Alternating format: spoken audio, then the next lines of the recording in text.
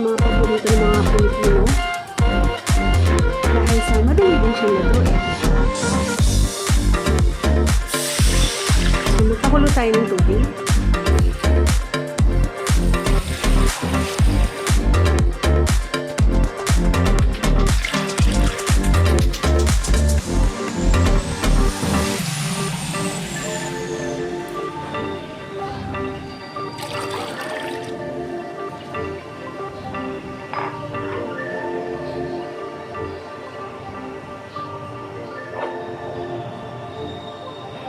Ilagay natin ang ating pork.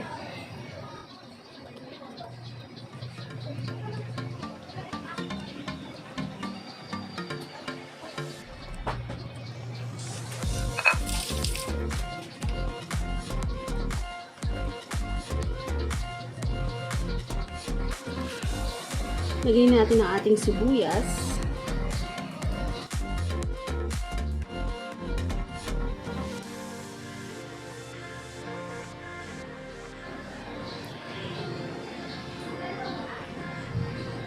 Asin.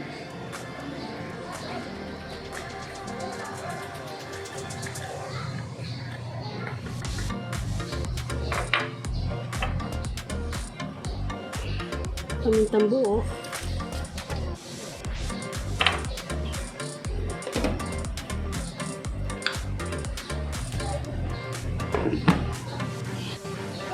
Takpan natin hanggang sa kumulo. Ayan, kumukulo na yung ating sabaw. Lagay na natin itong pork bouillon. Pero pork cube lang naman talaga ito.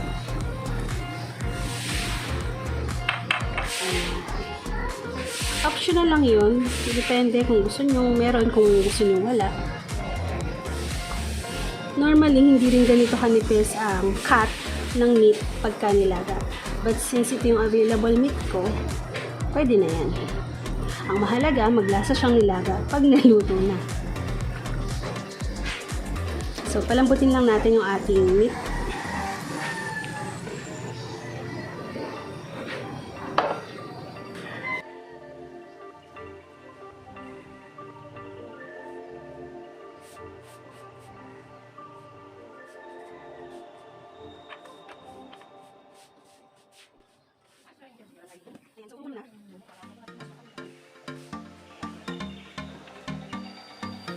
Ayan, lagay natin yung pamintang durog. Meron na siyang buong paminta, kaya lang gusto ko yung lasa ng paminta sa nilaga.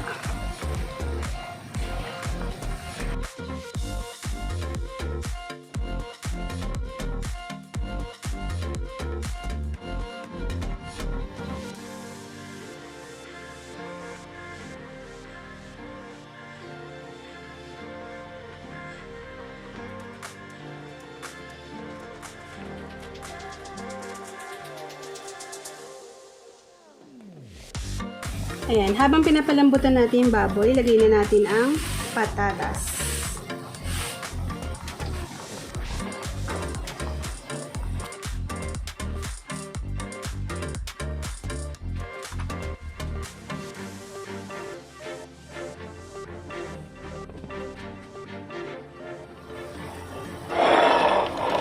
Lagay na rin natin yung ating bagyo beans.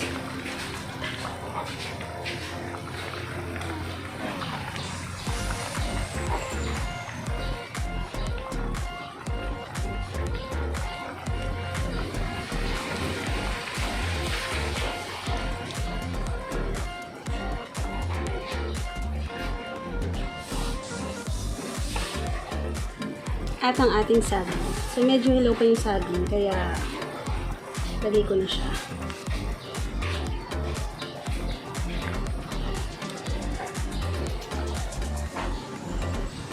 Medyo nagiging manamis-namis yung ating nilaga kapag fresh pa yung ating saging at gulay.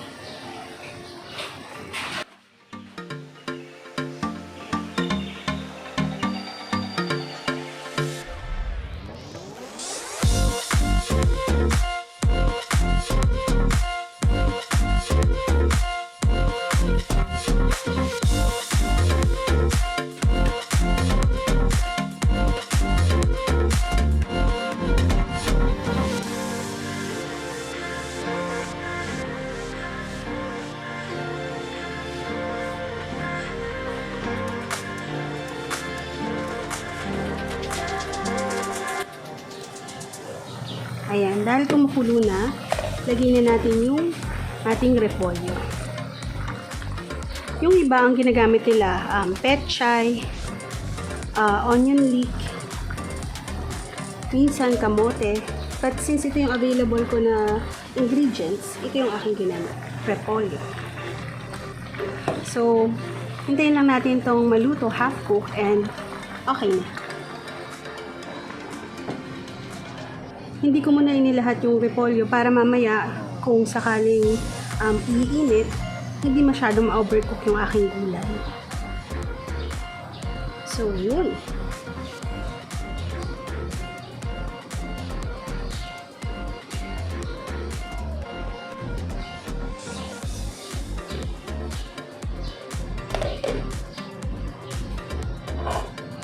Ayan.